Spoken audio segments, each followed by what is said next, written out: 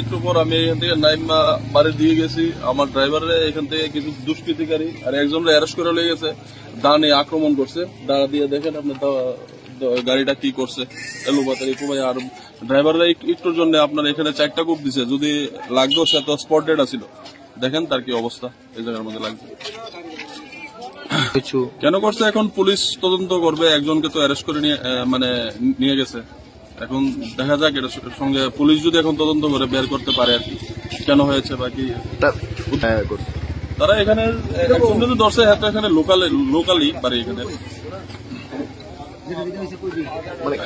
এখন আমি এটা ব্যাপারে তো আমি একজন অ্যারেস্ট করছি আমি শুনছি। এখন এই ব্যাপারে আমি তো সম্পূর্ণ ব্যাপারটা আমি জানি না। গাড়িটা দেখলাম এলো তাড়াতাড়ি এইভাবে খুবই এরকম অবস্থা করছে।